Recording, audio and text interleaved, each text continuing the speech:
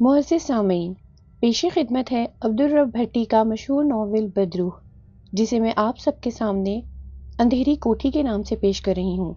آپ سب سے گزارش ہے کہ میری ویڈیوز کو زیادہ سے زیادہ لائک اور شیئر کر کے میری حوصلہ افزائی کیجیے تاکہ میں اسی طرح اچھے اچھے ناول آپ کی خدمت میں پیش کر سکوں۔ ناصر بری طرح پریشان تھا۔ عامل رنگا ماتی کی پراسرار ہلاکت اس کی سمجھ میں نہیں آ رہی تھی، مگر اب وہ مر چکا تھا اور ناصر کو اپنے کام کی جو تھوڑی بہت امید تھی وہ بھی ختم ہو گئی تھی۔ اس کا دل اب شگفتہ کے خیال سے بے چین رہنے لگا تھا۔ اس کی بے کلی فزوں تر ہونے لگی تھی۔ اس کی سمجھ میں نہیں آ رہا تھا کہ اب شگفتہ کی اپنی محبت کو حاصل کرنے کی کون سی سبیل پیدا کرے۔ شگفتہ کے سامنے اپنا حال دل کا اظہار کرنا اس کی ناراضگی کا سبب بنا تھا، اور پھر اس نے اس کی دکان پر آنا ہی چھوڑ دیا تھا۔ کیا میں شگفتہ سے دوبارہ بات کرنے کی کوشش کروں؟ وہ سوچنے لگا، مگر پھر شگفتہ کے سرد اور بے اتنا رویے پر اسے اپنا ارادہ بدلنا پڑا۔ اس کی بے رخی اس کے لیے پریشانی کا سبب بن رہی تھی۔ تب اچانک اس کے دل میں اس مسئلے کا ایک بالکل سیدھا سادہ حل نظر آیا۔ اس طرح وہ ناراض بھی نہ ہوگی اور وہ کامیاب ہو جائے گا۔ چنانچہ یہ فیصلہ کر کے وہ مطمئن سا ہو گیا۔ عامل رنگا ماتی کی موت آئی گئی بات ہو گئی تھی۔ تیمور نے بھی اس کے پاس دوبارہ آ کر اس کے بارے میں کچھ نہ پوچھا تھا۔ ذرا دیر گزری، اس کے ماموں شفقت دکان کے اندرونی دروازے سے اندر داخل ہوئے۔ ناصر نے چند گاہکوں کو فارغ کیا۔ شفقت نے ایک مونڈھے پر بیٹھ کر رجسٹر اور قلم سنبھال لیا۔ پتر ناصر، میں دکان کے کچھ سودے لکھ رہا ہوں، یہ ذرا جا کر مارکیٹ سے لے آ۔ انہوں نے دکان میں رکھنے والے آئٹموں کی فہرست پھاڑ کر اسے تھمائی، پھر گن کر پیسے بھی اسے دے دیے۔ ناصر نے خاموشی کے ساتھ ان سے دونوں چیزیں لے لیں۔ شفقت کو آج وہ کچھ کھویا کھویا اور پریشان سا دکھائی دیا۔ تب انہوں نے بڑے پیار سے پوچھا، پتر ناصر، کیا بات ہے؟ کچھ پریشان نظر آ رہے ہو؟ نہیں ماموں، ایسی تو کوئی بات نہیں۔ ناصر نے انہیں ٹالنا چاہا۔ وہ جانے لگا تو ماموں نے اسے پھر پکارا۔ وہ رک گیا۔ شفقت بہت غور سے اس کے اترے ہوئے اور خاموش خاموش چہرے کا جائزہ لے رہا تھا۔ ان کی دنیا میں ناصر کے سوا کوئی نہ تھا۔ وہ بے اولاد تھے۔ ان کی بیوی کا بھی چند سال پہلے انتقال ہو گیا تھا، جبکہ ناصر بھی یتیم تھا۔ شفقت اب اسے ہی اپنی اولاد کی طرح چاہتے تھے۔ یوں بھی وہ ان کا اپنا خون تھا، بھانجا بھی اپنا ہی خون ہوتا ہے۔ ناصر بیٹے، تم مجھ سے کچھ چھپا رہے ہو؟ ماموں، میں واپس آ کر آپ سے بات کروں گا، پہلے دکان کا سودا لے آؤں، ناصر نے کہا۔ شفقت نے آگے بڑھ کر اسے شانوں سے تھاما اور پھر اپنے سامنے مونڈھے پر بٹھا دیا۔ پھر خود بھی اس کے قریب بیٹھتے ہوئے بڑی ملائمت آمیزی سے بولے، دیکھو بیٹا، تم میرے بھانجے ہی نہیں، میری اولاد کی طرح بھی ہو۔ مجھے بتاؤ اپنی پریشانی۔ ناصر نے جس بات کا تہیہ کر رکھا تھا، اس نے سوچا کہ یہی وقت ہے وہ ان سے صاف صاف کہہ ڈالے، لہٰذا ڈرتے ڈرتے بولا، ماموں، آپ مجھے ماریں گے تو نہیں؟ شفقت ہنس کر بولے، ارے بیٹا، میں نے آج تک تمہیں ڈانٹا تک نہیں، اور پھر تم نے ایسی کوئی غلط حرکت بھی نہیں کی، کیونکہ تم اچھے بچے ہو۔ بتاؤ کیا بات ہے؟ ناصر کو اپنے ماموں کی بات سن کر کچھ حوصلہ ہوا، لہٰذا بولا، ماموں، وہ میں ایک لڑکی کو پسند کرتا ہوں۔ ماموں اس کی بات پر ہنس کر بولے، ارے بیٹا، تو اس میں اتنا گھبرانے اور ڈرنے کی کیا بات ہے؟ ویسے کیا تم نے اسے کہیں دکان میں آتے جاتے چھیڑ تو نہیں دیا؟ نہیں ماموں، میں ایسی حرکتیں نہیں کرتا۔ وہ دکان میں آئی تھی سودا لینے۔ اچھا، کس کی بیٹی ہے؟ تیمور صاحب کی، شگفتہ نام ہے اس کا۔ تیمور صاحب کی، ماموں نے دہرایا، مگر ناصر بیٹے، ان کی بیٹی شگفتہ تو بہت پڑھی لکھی ہے، انٹر پاس ہے وہ، اور تم نے بمشکل مڈل تک ہی پڑھا ہے۔ تو کیا ہوا ماموں، میں کوئی چور چکا تو نہیں؟ آپ اس کے باپ سے بات کر کے تو دیکھیں، ناصر نے امید بھرے لہجے میں کہا۔ شفقت کچھ سوچنے لگے تھے، پھر بولے، اچھا تیری یہ ضد ہے تو میں تیمور صاحب سے کسی وقت مل لوں گا۔ ناصر خوش ہو گیا اور دکان سے نکل گیا۔ ساجد والے اندوناک واقعے کے بعد سے گھر میں ایک عجیب سی مردنی چھا گئی تھی۔ تیمور نے گھر آ کر اپنے دونوں بچوں کو اپنے پاس بلا کر انہیں ساری بات سمجھائی۔ اس بار وہ انکار نہ کر سکے تھے، لہٰذا تیمور نے اگلے ہی روز اندھیری کوٹھی کے مالک شریف صاحب سے ملاقات کی۔ اس نے بتایا کہ اب وہ کوٹھی رضوی صاحب کے دونوں بیٹوں کی ملکیت ہے۔ پھر شریف نے انہیں ان کا پتہ بتا دیا۔ تیمور اسی وقت رضوی کے دونوں بیٹوں سے ملے اور اپنا مقصد بیان کیا۔ ان دونوں بھائیوں کو حیرت تو ہوئی، تاہم انہیں خوشی بھی تھی کہ چلو کسی طرح اس آسیبی کوٹھی کا کوئی گاہک تو ملا، لہٰذا انہوں نے وہی اونے پونے دام بتا دیے جس دام پر ان کے مرحوم والد رضوی صاحب نے ملک شریف سے خریدی تھی۔ سودا طے ہو گیا تو تیمور نے اندھیری کوٹھی کو قابل رہائش بنانے کے لیے چند مزدور لگا دیے۔ محلے والے حیران و پریشان تھے کہ آخر تیمور کو یہ کیا سوجی، مگر تیمور نے یہ بات راز میں رکھی تھی، جس کی ہدایت ٹہلی والے بابا انہیں پہلے ہی دے چکے تھے۔ تیمور نے مزدوروں کو سمجھا دیا تھا، سوائے ایک کمرے کے سارے کمروں کی صفائی وغیرہ کروا ڈالیں، نیز اندر باہر اور احاطے میں جو خضر و جھاڑیاں اگائی ہیں انہیں کاٹ ڈالیں۔ بڑھئی کو بلوا کر اندھیری کوٹھی کے دروازوں وغیرہ کی بھی مرمت کروائی گئی، جو بالکل ٹوٹ کر خستہ اور بیکار ہو چکے تھے، انہیں نئے سرے سے بنایا گیا۔ یوں چند دنوں میں ہی اندھیری کوٹھی رہائش کے قابل بنا دی گئی۔ اس دوران تیمور نے اپنی ذاتی رہائش گاہ کے لیے کرایہ دار بھی ڈھونڈ لیے۔ اب صرف شفٹنگ کا مرحلہ باقی رہ گیا تھا، جو اگلے روز طے ہونا باقی تھا۔ یہ اسی شام کا ذکر تھا کہ شفقت پڑوس ہی کے ایک جاننے والے کے ہمراہ تیمور کے ہاں آئے۔ ایک ہی محلہ تھا، سارے دیکھے بالے اور جانے پہچانے لوگ تھے، اس لیے ان کا پرتپاک استقبال کیا گیا۔ آئیے آئیے شفقت صاحب، آج آپ نے یہاں آنے کی زحمت کیسے گوارا کر لی؟ تیمور نے شفقت کے ساتھ معانقہ اور مسافے کے بعد کہا۔ ان کی وسیع القلبی اور شرافت سے پورا محلہ آگاہ تھا۔ بھائی ایک ہی محلے میں رہتے ہیں، آخر ایک دوسرے کی خیر خیریت پوچھنے کا فرض بھی بنتا ہے۔ آپ سنائیں کیسے ہیں آپ؟ شفقت نے ان سے مسکرا کر دوستانہ لہجے میں کہا۔ یہ سب ایک کمرے میں بیٹھ گئے تھے۔ کیا بتاؤں جناب، بس مصیبت نے ہمارا گھر دیکھ لیا ہے، ہم آج کل بہت پریشان ہیں۔ تیمور نے اپنی پریشانی کا ذکر کرتے ہوئے افسردہ لہجے میں کہا۔ ہاں تیمور صاحب، ہمیں آپ کی پریشانیوں کا علم بھی ہے اور اندازہ بھی۔ پہلے بھابھی کی دردناک موت کا سنا، پھر اب چند روز پہلے ہی آپ کے بیٹے ساجد کے نابینا ہونے پر انتہائی دکھ ہوا۔ ہم تو دعا ہی کر سکتے ہیں کہ اللہ تعالیٰ آپ پر اپنا فضل فرمائے اور آپ لوگوں کی مصیبتیں دور کرے۔ آمین، ان کے ساتھ آئے ہوئے شمس الدین نے زیر لب کہا۔ چند ثانیے پھر ادھر ادھر کی باتیں ہوتی رہیں۔ اس کے بعد شفقت حسین ذرا کھنکھار کر آمدم برسر مطلب بیان کرتے ہوئے ان سے بولے، یہ موقع تو ایسا نہیں ہے کہ ایسی بات کی جائے، مگر ظاہر ہے بیٹیوں کو آخر ایک روز بیاہنا ہی ہوتا ہے۔ میں دراصل آپ کی بیٹی شگفتہ کے رشتے کے سلسلے میں آیا تھا، اپنے بھانجے ناصر کے لیے۔ وہ اتنا کہہ کر خاموش ہوئے تو ان کے ساتھ آئے شمس الدین نے لقمہ دینا ضروری سمجھا، اور وہ بھی تیمور سے بولے، ہم سب ایک ہی محلے میں رہتے ہیں، اور یہ محلہ ہی نہیں بلکہ یہ خاندان بھی ہے، ہم سب افراد۔ ناصر اچھا لڑکا ہے اور آپ کا بھی دیکھا بھالا ہے، آپ کا کیا جواب ہے؟ ان دونوں کی باتیں سن کر تیمور چند ثانیے عجیب ششوپنج کا شکار ہو گئے، پھر شفقت سے بولے، آپ کے بھانجے ناصر کی تعلیم کتنی ہے؟ تعلیم تو اس کی واجبی سی ہے، مگر وہ انتہائی محنتی اور شریف لڑکا ہے، میری تو ساری دکان ہی اسی نے سنبھال رکھی ہے اور وہی میرا سہارا بھی ہے۔ مگر جناب، میری بیٹی شگفتہ نے انٹر کر لیا ہے اور اب وہ سائنس گریجویٹ کے پہلے سال میں ہے۔ میں انکار تو نہیں کر رہا، لیکن چونکہ زندگیاں لڑکا لڑکی نہیں گزارنی ہوتی ہیں، میں اس سلسلے میں پہلے اپنی بیٹی کا عندیہ لینے کی کوشش کروں گا، تیمور نے کہا۔ شفقت نے شمس الدین کی طرف دیکھا تو وہ تیمور سے بولے، ٹھیک ہے تیمور صاحب، آپ بے شک اپنی بیٹی کا عندیہ ضرور لیں، لیکن بہرحال فیصلہ آپ ہی کا آخری ہوگا۔ ہاں، لیکن میں اپنی جوان اولاد پر دباؤ ڈالنے اور اپنی مرضی مسلط کرنے کا قائل نہیں ہوں، تیمور نے ان کا اشارہ بھانپ کر نہایت سنجیدگی سے کہا۔ پھر اس کے بعد وہ دونوں وہاں سے رخصت ہو گئے۔ ان کے جانے کے بعد تیمور گہری سوچ میں مستغرق ہو گئے۔ یہ پہلا رشتہ تھا جس نے ان کے دروازے پر دستک دی تھی۔ اگرچہ یہ بات وہ بھی اچھی طرح جانتے تھے کہ پورے محلے میں ان کی بیٹی سے متعلق یہ بات زبان زد عام تھی کہ اس پر کسی خوفناک آسیب کا اثر ہے، اور اس کی وجہ سے اس پر اکثر خطرناک قسم کے آسیبی دورے پڑتے رہتے ہیں، اور اسی ہسٹریائی جنون میں آ کر اس نے اپنی ماں کے پیٹ میں چھری مار کر اسے ہلاک کر ڈالا تھا، اور اپنی بڑی بہن فائزہ کا چہرہ بھی بری طرح زخمی کر ڈالا تھا۔ ان واقعات کے بعد تو محلے کے لوگوں نے تیمور کو یہ مشورہ بھی دینا شروع کر دیا تھا کہ شگفتہ کو فی الفور پاگل خانے میں داخل کروا دینا چاہیے تھا، یا پھر اسے کسی نیک عامل یا پیر بابا کو دکھانا چاہیے تھا۔ یہ وہ سب باتیں تھیں جن پر تیمور غور کر رہے تھے۔ انہوں نے ایک اور بات بھی محسوس کی تھی کہ جب ان کی بڑی بیٹی فائزہ اپنی چھوٹی بہن شگفتہ کی عمر کو پہنچ چکی تھی تو اس کے دھڑا دھڑ رشتے آنا شروع ہو گئے تھے، جبکہ شگفتہ کے سلسلے میں ابھی تک کوئی رشتہ نہیں آیا تھا، حالانکہ وہ شادی کی عمر کو پہنچ چکی تھی۔ یہی سبب تھا کہ جب شفقت پہلی بار ان کی بیٹی شگفتہ کا رشتہ اپنے بھانجے ناصر کے لیے لینے آئے تو یہ جاننے کے باوجود کہ ان کا بھانجا ناصر ان کی بیٹی شگفتہ سے کم پڑھا لکھا اور ایک معمولی دکاندار تھا، وہ کچھ سوچنے پر مجبور ہو گئے تھے۔ بہرطور جب اس سلسلے میں انہوں نے اپنی بیٹی شگفتہ کو آگاہ کرتے ہوئے اس کا عندیہ لینا چاہا تو شگفتہ نے اس رشتے سے صاف انکار کر دیا۔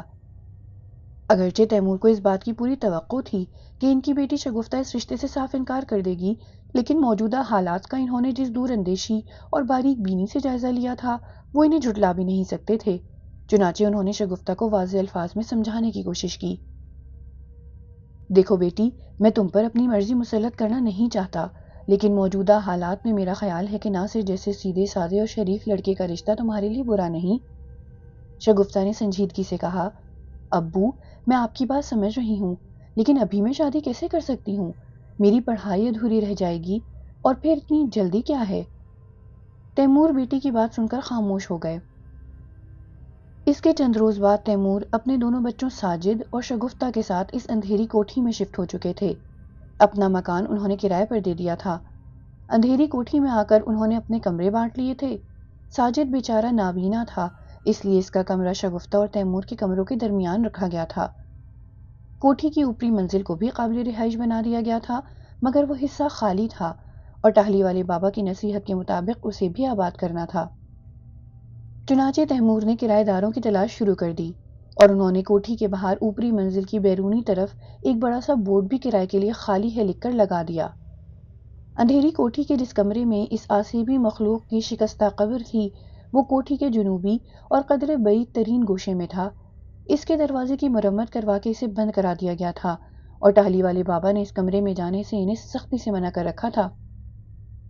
یہ کام کرنے کے بعد تیمور نے ٹہلی والے بابا سے ملاقات کرنا ضروری سمجھا اور وہ ایک روز ان کے پاس جا پہنچے۔ یہ تم نے بہت اچھا کیا، ٹہلی والے بابا نے کہا۔ اب تم لوگوں کو اس شیطانی مخلوق سے ڈرنے کی ضرورت نہیں، وہ اب تمہارا کچھ نہیں بگاڑ سکتی، مگر تم لوگوں کو اس کے شیطانی شوبتوں سے محتاط رہنا ہوگا، بالخصوص شگفتہ کو۔ اور ہاں، اوپری والی منزل پر کون رہتا ہے؟ وہ نفی میں سر ہلاتے ہوئے جواباً بولے، ابھی تک وہ حصہ بالکل خالی پڑا ہے، ویسے میں کوشش کر رہا ہوں کہ کوئی کرایہ دار مل جائے تو وہ حصہ بھی آباد ہو جائے۔ ہمیں پورا یقین ہے کہ وہاں کوئی رہنے پر تیار نہ ہوگا، ٹہلی والے بابا نے گمبھیر لہجے میں کہا۔ تیمور متفکر ہو کر بولے، تو پھر یہ مسئلہ کیسے حل ہوگا؟ اس کی بات پر بابا نے برملا کہا، تمہیں اپنی بیٹی شگفتہ کی شادی کرنی ہوگی اور پھر وہ اپنے شوہر کے ساتھ اوپری منزل کو آباد کرے گی۔ لیکن بابا، ان حالات میں کون میری بیٹی سے شادی کرے گا؟ تیمور نے افسردہ سے لہجے میں کہا، اللہ تعالیٰ نے اس کا جوڑ پیدا کر رکھا ہوگا، تمہیں تلاش کرنا ہوگی۔ بابا، حقیقت یہ ہے کہ جب سے میری بیٹی شگفتہ ان پراسرار حالات کا شکار ہوئی ہے، لوگوں نے ہم سے ملنا جلنا تک چھوڑ رکھا ہے۔ انہیں ڈر ہے کہ کہیں شگفتہ اپنی ماں اور بھائی کی طرح ہمیں نقصان نہ پہنچا دے، اور اب جب کہ ہم سب اندھیری کوٹھی میں شفٹ ہوئے ہیں تو محلے کے رہنے والوں، دور پار کے رشتہ داروں اور دوستوں نے بھی ہم سے ملنا ترک کر دیا ہے۔ اب آپ ہی بتائیں، ان حالات میں کون میری بیٹی شگفتہ سے شادی کرے گا، اور وہ بھی گھر داماد بن کر اس آسیبی کوٹھی میں رہائش بھی اختیار کرے؟ اللہ کی ذات پر بھروسہ رکھو، وہ بڑا مسبب الاسباب ہے، کوئی نہ کوئی ایسا رحم دل اور نیک لڑکا تمہیں مل جائے گا۔ اب تم جاؤ اور یہ دوسرا عمل کرو، پھر میرے پاس آنا۔ بابا نے اتنا کہہ کر استغراق کے عالم میں اپنی آنکھیں موند لیں۔ تیمور کو ہمیشہ کی طرح ٹہلی والے بابا کی بات سے طمانینت کا احساس ہوا اور خاموشی کے ساتھ واپس لوٹ آئے۔ اب وہ سوچ رہے تھے کہ ناصر کے سوا ایسا لڑکا انہیں اور کہیں نہیں مل سکتا جو ان حالات میں شگفتہ سے نہ صرف شادی کا خواہش مند تھا بلکہ نیک نیتی کے ساتھ اس کی مدد بھی کرنا چاہتا تھا۔ لیکن مشکل یہ تھی کہ ناصر جیسے کم پڑھے لکھے لڑکے سے شادی پر شگفتہ بالکل تیار نہ تھی۔ بہر طور تیمور نے اسے آخری بار سمجھانے کا ارادہ کیا اور گھر کی طرف چل دیے۔ شفقت نے اپنے بھانجے ناصر کو بتا دیا تھا کہ تیمور نے شگفتہ کے سلسلے میں انہیں کیا جواب دیا تھا۔ ناصر نے مایوس ہو کر اپنے ماموں سے کہا، ماموں، شگفتہ شاید مجھ سے شادی پر رضامند نہ ہوگی۔ ہاں، اس کی تو مجھے بھی توقع ہے، شفقت پرخیال لہجے میں بولے۔ میرے دل کو تو اسی دن دھڑکا لگ گیا تھا جب تیمور صاحب نے ہم سے یہ کہا تھا کہ ان کی بیٹی تو خاصی پڑھی لکھی ہے اور اس کی تعلیم بھی ابھی جاری ہے، جبکہ تمہارا بھانجا ناصر مشکل سے مڈل پاس ہے۔ پھر شاید ہمارا دل رکھنے کی خاطر انہوں نے اپنی بیٹی کا انڈیا لینے کا کہہ کر ہمیں ٹال دیا تھا۔ وہ اتنا کہہ کر خاموش ہوئے، مگر پھر دوسرے ہی لمحے ناصر کو تسلی دیتے ہوئے دوبارہ بولے، لیکن بیٹا، تم فکر نہ کرو، شگفتہ ان دنوں جن حالات کا شکار ہے، میں سمجھتا ہوں اس سے کوئی بھی شادی پر رضامند نہ ہوگا۔ تم خاطر جمع رکھو، میں کچھ روز بعد اپنے دوست شمس الدین کے ساتھ دوبارہ تیمور صاحب کے یہاں جاؤں گا، دیکھیں تو ذرا وہ کیا جواب دیتے ہیں۔ انہی دنوں جب محلے میں یہ خبر جنگل کی آگ کی طرح پھیلی کہ تیمور اپنے دونوں بچوں کے ساتھ اس آسیبی کوٹھی میں شفٹ ہو گئے ہیں تو انہیں سخت تعجب ہوا۔ ان کے حلق سے تیمور کی منطق نہیں اتر رہی تھی کہ آخر تیمور کو یہ کیا سوجی کہ وہ یہ جاننے کے باوجود کہ وہ کوٹھی آسیب زدہ تھی اچھا بھلا اپنا مکان چھوڑ کر وہاں شفٹ ہو گئے تھے۔ محلے میں یہی چہمگوئیاں ہونے لگیں، پھر جتنے منہ اتنی باتوں کے مصداق یہ افواہیں بھی گردش کرنے لگیں کہ در حقیقت تیمور خود بھی سفلی علم کرتے ہوں گے، ورنہ انہیں کیا پڑی تھی کہ وہ جانتے بوجھتے قدم اٹھاتے وغیرہ وغیرہ۔ ناصر نے کچھ لوگوں کو یہ کہتے بھی سنا تھا کہ تیمور صاحب کو کسی بزرگ نے یہ مشورہ دیا تھا۔ ناصر بے چین ہو گیا تھا۔ شگفتہ اب اس کی دکان پر سودا سلف لینے تو نہیں آتی تھی، مگر وہ اب بھی اسے آتے جاتے دیکھا کرتا تھا اور یاس زدہ آہیں بھرتا رہتا تھا۔ ایک روز اس سے رہا نہ گیا۔ ساجد چونکہ اس کا دوست رہ چکا تھا، اس لیے وہ اس سے ملنے کے بہانے اندھیری کوٹھی جا پہنچا۔ در حقیقت وہ ساجد سے یہ پوچھنا چاہتا تھا کہ آخر کیا وجہ تھی وہ لوگ اپنا مکان چھوڑ کر یہاں آن بسے تھے۔ کال بیل بجانے پر دروازہ شگفتہ نہیں کھولا تھا۔ اسے دیکھ کر ناصر کے دل کی دھڑکنیں بے ترتیب ہونے لگیں۔ شگفتہ اسے اپنے گھر کے گیٹ پر دیکھ کر پہلے تو چونک سی گئی، پھر ایک ناگوار سی نگاہ اس کے چہرے پر ڈالتے ہوئے تلخی سے بولی، تم یہاں کیا لینے آئے ہو؟ ناصر نے بمشکل اپنی کیفیات پر قابو پایا اور بولا، وہ میں دراصل ساجد سے ملنے آیا تھا۔ شگفتہ نے ناگواری سے کہا، اس وقت گھر پر ابو نہیں ہیں، لیکن میں تو اپنے دوست ساجد سے ملنا چاہتا ہوں۔ ناصر نے بھی جرأت دکھائی اور اس کے چہرے پر اپنی نظریں جمائے ہوئے بولا۔ شگفتہ کے چہرے پر غصے کی تند سی لہر ابھری، مگر کچھ سوچ کر اس نے اپنے تیش کو گہرے طنز میں سموتے ہوئے ناصر سے کہا، تمہیں معلوم نہیں کہ وہ نابینا ہو چکا ہے؟ کیا تم کسی موقع سے فائدہ اٹھانا چاہتے ہو؟ آج یہ پہلا موقع تھا کہ دونوں کے درمیان ذرا طویل گفتگو ہوئی تھی۔ ناصر کو شگفتہ کی بات سن کر دکھ ہوا، مگر وہ رنجیدہ لہجے میں بولا، افسوس ہے کہ آپ اپنے دل میں میرے لیے اس قدر بدگمانی رکھتی ہیں۔ میری سمجھ میں نہیں آتا کہ آخر آپ… مسٹر ناصر، شگفتہ نے تلخی سے اس کی بات کاٹی، میرے پاس آپ کی تمہید سننے کے لیے فضول وقت نہیں ہے۔ ابو آ جائیں گے تو پھر آ کر آپ اپنے دوست سے مل لینا۔ اس نے لفظ دوست کو قدرے استہزائیہ انداز میں چبا کر کہا اور پھر گیٹ بند کر کے اندر چلی گئی۔ ناصر کے دل پر ایک گھونسا لگا، اسے شگفتہ کے اس رویے پر ازحد افسوس ہوا تھا۔ پھر جب وہ اپنا دل محسوس کر وہاں سے لوٹنے لگا تو راستے میں ہی سامنے سے تیمور کی کار آتے دیکھ کر وہ نہ جانے کیوں رک گیا۔ تیمور کی نگاہ بھی اس پر پڑ چکی تھی۔ انہوں نے اس کے قریب لے جا کر کار روک دی تو ناصر نے بڑے احترام سے انہیں سلام کیا۔ وہ بڑی شفقت آمیزی سے سلام کا جواب دیتے ہوئے مسکرا کر بولے، کیا ساجد سے ملنے آئے تھے؟ انہوں نے شاید دور سے ہی اسے کوٹھی کے گیٹ سے پلٹتے دیکھ لیا تھا۔ جی ہاں، مگر… ناصر کچھ کہتے کہتے رک گیا۔ تیمور جیسے کچھ بھانپتے ہوئے کار سے نیچے اتر آئے اور مسکرا کر بولے، تمہیں شاید شگفتہ نے اندر نہیں آنے دیا ہوگا۔ ناصر کو ان کے رویے سے ذرا حوصلہ ملا تھا، لہٰذا اس نے اس بات میں اپنا سر ہلا دیا تو تیمور بڑی شفیق مسکراہٹ کے ساتھ اس کے کاندھے کو ہولے سے دبا کر بولے، بے وقوف ہے وہ، آؤ میرے ساتھ بیٹھو گاڑی میں۔ یہ کہہ کر وہ ڈرائیونگ سیٹ پر جا بیٹھے۔ ناصر ان کے مہربان رویے پر حیران پریشان سے ان کی برابر والی سیٹ کا دروازہ کھول کر اندر بیٹھ گیا۔ کار آگے بڑھی، پھر کوٹھی کے بیرونی گیٹ کے سامنے کھڑی ہو گئی۔ تیمور نے ہارن بجایا، گیٹ شگفتہ نہیں کھولا۔ تیمور کار اندر لے آئے۔ شگفتہ نے اپنے باپ کے ساتھ ناصر کو بیٹھے دیکھا تو غصے سے سرخ ہو گئی، مگر کچھ بولی نہیں۔ تیمور اگنیشن سوئچ آف کر کے نیچے اتر آئے، ساتھ ناصر بھی نیچے اتر آیا۔ شگفتہ نے ناصر پر ایک نفرت بھری نگاہ ڈالتے ہوئے باپ سے کہا، ابو، آپ ہر ایرے غیرے کو اٹھا لاتے ہیں، کیوں لائے ہیں اسے یہاں؟ نہیں بیٹی، بری بات، گھر آئے مہمان کے بارے میں ایسے نہیں کہتے۔ تیمور نے ملائمت کے ساتھ اسے سرزنش کی۔ مہمان، وہ تضحیک آمیز لہجے میں یہ کہتی ہوئی اندر چلی گئی۔ ناصر نے اپنا سر جھکا کر تیمور سے کہا، انکل، میں پھر آ جاؤں گا۔ یہ کہہ کر وہ جانے لگا۔ تیمور نے اسے روک دیا۔ ٹھہرو، اس کی بات کا برا مت مانو بیٹا، تمہیں معلوم ہے کہ یہ بیچاری ان دنوں کیسی مصیبت کا شکار ہے، بلکہ اس کی وجہ سے تو ہم بھی پریشان ہیں۔ تم آؤ اندر۔ ناصر کو تیمور کا لہجہ ملتجیانہ سا محسوس ہوا تھا۔ وہ خاموشی سے ان کے ساتھ چلتا ہوا اندر آ گیا۔ ڈرائنگ روم خاصا آرام دہ اور پرتزئین تھا۔ بیٹھو بیٹا، میں ابھی ساجد کو بھیجتا ہوں۔ وہ یہ کہہ کر ایک کمرے کی طرف بڑھے۔ ناصر ایک صوفے پر بیٹھ گیا۔ اچانک تیمور جاتے جاتے رکے، پھر پلٹ کر بولے، بیٹا تمہیں یہاں ڈر تو نہیں لگ رہا ہے؟ ناصر مسکرا کر بولا، نہیں انکل، بھلا ڈرنے کی کیا بات ہے۔ تیمور چلے گئے۔ تھوڑی دیر گزری تو ساجد نمودار ہوا، مگر اس طرح کہ وہ اپنے دونوں ہاتھ ٹٹولنے کے سے انداز میں دھیرے دھیرے آگے بڑھ رہا تھا۔ اس کی حالت دیکھ کر ناصر کو بڑا دکھ ہوا۔ وہ ایک دم اپنی جگہ سے اٹھ کر ساجد کی طرف بڑھا۔ ناصر، تم؟ اچھا ہوا آ گئے۔ یار، میں گھر میں پڑا پڑا بہت بور ہو جاتا ہوں، آ جایا کرو نا، وہ ناصر سے ہاتھ ملا کر بولا۔ اس اثنا میں تیمور بھی آ گئے تھے، وہ بھی ناصر سے بولے، ہاں بیٹا آ جایا کرو، اس کا دل بہل جایا کرے گا۔ ناصر ساجد کو لیے صوفے کی طرف بڑھا اور دونوں دوست بیٹھ کر ادھر ادھر کی باتیں کرنے لگے۔ تیمور ذرا دیر بیٹھنے کے بعد اٹھتے ہوئے بولے، تم دونوں بیٹھ کر آرام سے باتیں کرو، میں چائے بھجواتا ہوں۔ پھر جب وہ چلے گئے تو ساجد نے سرگوشی میں اس سے پوچھا، کیا ابو چلے گئے؟ ہاں، ناصر نے بھی ہولے سے کہا۔ یار ناصر، مجھے اس پراسرار عامل رنگا ماتی سے بڑا ڈر لگتا ہے۔ تمہیں شاید معلوم نہیں، کچھ روز پہلے ہی اس نے مجھے راستے میں پکڑا تھا اور چھرا دکھا کر دھمکی دینے لگا تھا کہ اس عمل کو پورا کرو ورنہ جان سے مار ڈالوں گا۔ ساجد نے دھیمی سی آواز میں ناصر کو بتایا۔ بے فکر رہو، اب وہ تمہیں کبھی بھی جان سے مارنے کی دھمکیاں نہیں دے گا، وہ آہستگی سے بولا۔ ساجد اس کی بات پر چونک کر بولا، کیا مطلب؟ اس لیے کہ وہ اب اس دنیا میں نہیں رہا، ناصر نے بتایا۔ اس کی بات سن کر ساجد بری طرح چونکا۔ کیا وہ مر گیا؟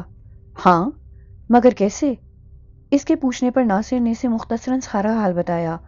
چلو اچھا ہوا ہماری جان چھوٹ گئی، ورنہ ابو نے اسے پولیس کے حوالے کرنے کا ارادہ کر لیا تھا، ساجد نے کہا۔ مگر ناصر کچھ اور ہی سوچ رہا تھا۔ تم چپ کیوں ہو گئے ناصر؟ اس کی خاموشی پر ساجد نے پوچھا۔ یار، میں سوچ رہا تھا کہ اب کیا کریں، کیونکہ مجھے تو اس سے پوری امید تھی کہ وہ ضرور ایک نہ ایک دن تم لوگوں کو اس مصیبت سے نجات دلا دے گا۔ نہیں یار، وہ کمبخت کسی اور ہی چکر میں تھا، ساجد بولا۔ مجھے لگتا تھا کہ وہ ہمارے ذریعے اس بدروح کو قابو میں کرنا چاہتا تھا تاکہ اسے اپنے منفی اور سفلی مقاصد کے لیے استعمال کرے۔ لیکن ساجد، اب کیا ہوگا؟ تمہاری بہن کے سر سے یہ مصیبت کس طرح ٹلے گی؟ مجھے تمہارے حالات پر بہت افسوس ہوتا ہے، ناصر نے ہمدردانہ لہجے میں کہا۔ ہاں یار، واقعی ہم اس بدروح کی وجہ سے بہت تنگ آ چکے ہیں، اس نے تو ہمارا جینا محال کر رکھا ہے۔ پہلے فائزہ باجی کو شگفتہ کے ہاتھوں زخمی کروایا، پھر امی جان کو مروایا اور اس کے بعد مجھے بھی اندھا کر ڈالا۔ یہ کہتے ہوئے ساجد کی آواز بھر آئی۔ ناصر دوستانہ انداز میں اس کے کاندھے کے گرد اپنا ایک بازو حمائل کرتے ہوئے اسے تسلیاں دینے لگا۔ اس اثنا میں تیمور بھی کپڑے وغیرہ بدل کر وہاں آ گئے اور ان کے عقب میں شگفتہ بھی نمودار ہو گئی۔ اس کے ہاتھوں میں چائے کی ٹرے تھی جو اس نے خاموشی کے ساتھ درمیان میں رکھی میز پر رکھ دی۔ پھر تیمور کے کہنے پر چائے بنا کر ایک کپ ناصر کی طرف بڑھایا۔ ناصر نے ہولے سے شکریہ کہہ کر چائے کا کپ لے لیا۔ ساجد نے اپنے باپ سے کہا، ابو، آپ نے سنا وہ بدبخت عامل رنگا ماتی مارا گیا؟ اچھا، تمہیں کیسے پتا چلا؟ وہ قدرے چونک کر بولے تو اس نے ناصر سے سنی ہوئی ساری باتیں بتا دی۔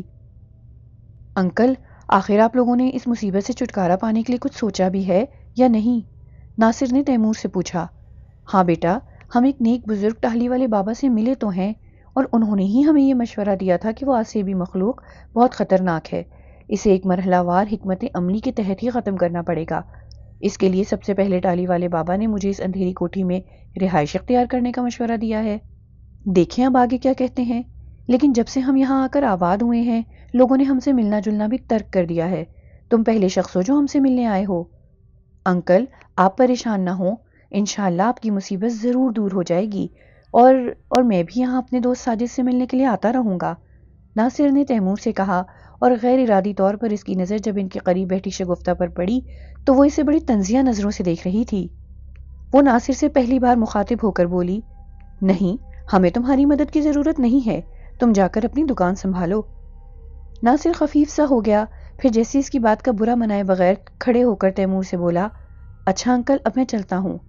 بیٹی، بری بات ہے، تمہیں ناصر سے ایسا سلوک زیب نہیں دیتا۔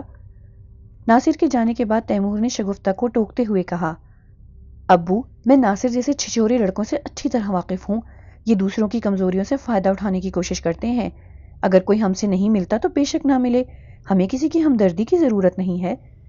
شگفتہ سے نہ رہا گیا اور بالآخر اس نے اپنے دل کا غبار نکال دیا۔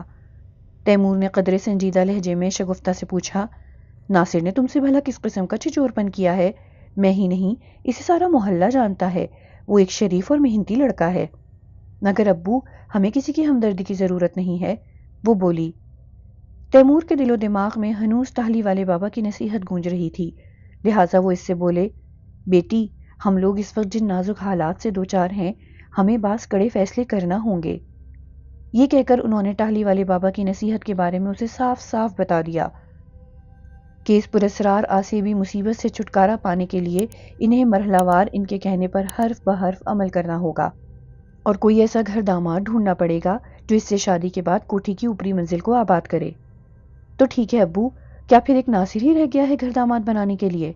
شگفتہ نے باپ کی ساری بات سننے کے بعد کسی قدر تلخی سے کہا۔ تو پھر اور کون شادی کرے گا ان حالات میں تم سے؟ تیمور کو بھی بیٹی کی فضول ضد پر غصہ آ گیا، مگر پھر بیٹی کی آنکھوں میں آنسو دیکھ کر انہوں نے خود پر قابو پایا اور بڑے پیار سے اس کے سر پر ہاتھ پھیر کر بولے، سوری بیٹا، میں نے پریشانی میں تمہیں ڈانٹ دیا۔ کوئی بات نہیں ابو۔ شگفتہ دوپٹے کے پلو سے اپنے آنسو پوچھتے ہوئے دھیرے سے بولی، دیکھو بیٹی، ہمیں حالات کے مطابق چلنا ہوگا، اور پھر ناصر میں کیا برائی ہے؟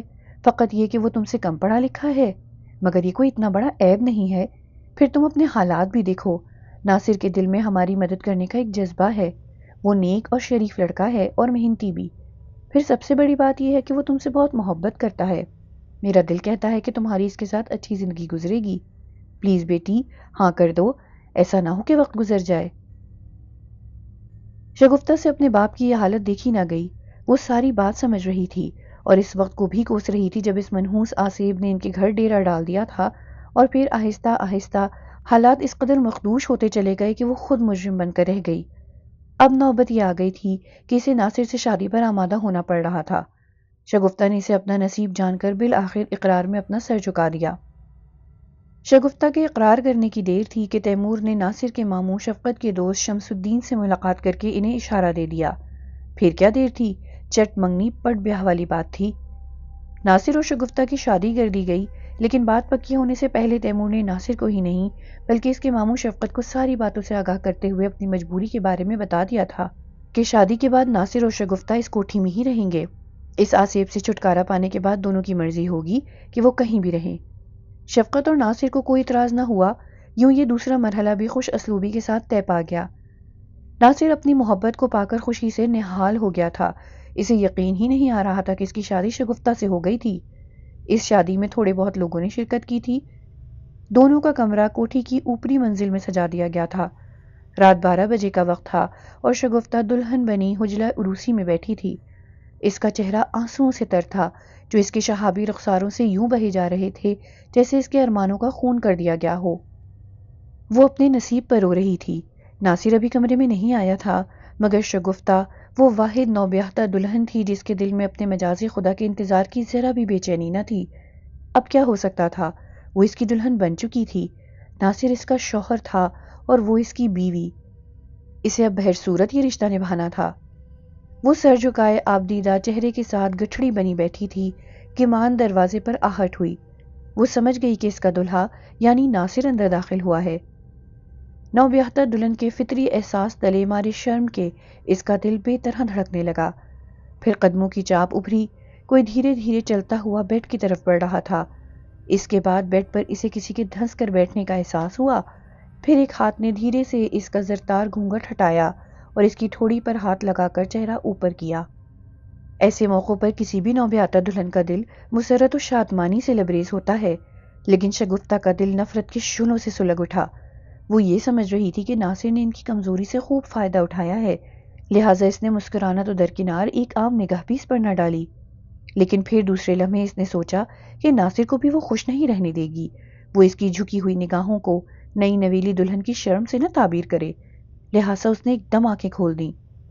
ان آنکھوں میں ناصر کے لیے نفرت کے شعلوں کے سوا کچھ نہ تھا، مگر دوسرے ہی لمحے جیسے شگفتہ کی سانسیں سینے میں اٹکنے لگیں۔ اس کے سامنے ناصر کا چہرہ نہیں تھا، بلکہ وہ تو ایک مکروہ چہرہ تھا، وہ گھناؤنا اور آسیبی مخلوق کا بھیانک چہرہ۔ اس نے ایک زوردار چیخ ماری اور ناصر کو پرے دھکیل دیا۔ ناصر کے روپ میں وہ بھیانک آسیبی چہرہ اس کی طرف اپنی بغیر پپوٹوں والی آنکھوں سے گھورے مسکرا رہا تھا۔ شگفتہ اپنا اصل دشمن اسے ہی سمجھتی تھی، جس کی وجہ سے آج اسے یہ دن دیکھنے پڑ رہے تھے۔ بار بار ایک ہی طرح پراسرار حالات سے گزرنے کے بعد انسان فطری طور پر عادی ہو جاتا ہے اور شگفتہ کا دل پہلے ہی نفرت کے احساس تلے بھرا ہوا تھا۔ یہی سبب تھا کہ اب اس کے اندر خوف سے زیادہ اس نفرت انگیزی نے لے لی تھی۔ چنانچہ جیسے ہی وہ بھیانک چہرہ ناصر کے روپ میں اس کی طرف اپنے کٹے ہوئے ہونٹوں سے لمبے لمبے دانتوں کی نمائش کرتا ہوا اسے دبوچنے کے لیے لپکا، شگفتہ نے کمال ہمت اور پھرتی سے بیڈ سائڈ ٹیبل پر دھرے دودھ سے نصف بھرا شیشے کا بھاری جگ اٹھا لیا اور آؤ دیکھا نہ تاؤ اپنی طرف بڑھتے ہوئے اس بھیانک چہرے کے سر پر دے مارا۔ کمرے میں ایک تیز اور کربناک چیخ ابھری، مگر یہ چیخ غیر انسانی مخلوق کی نہیں بلکہ اس کے دلہن ناصر کی تھی۔ وہ بیچارہ اپنا لہو لہان سر تھامے فرش پر بے سدھ ہو کر لڑک گیا۔ شگفتہ بھی صورتحال پر بری طرح متوحش ہو گئی اور پھر ہذیانی انداز میں چیخنے چلانے لگی۔ تیمور دوڑے دوڑے کمرے میں پہنچے تو ناصر کو لہو لہان فرش پر گرے پایا۔ وہ گھبرا گئے، پھر آنن فانن انہوں نے اسے اپنے کندھے پر اٹھایا اور بھاگم بھاگ سیڑھیوں سے نیچے اترنے لگے۔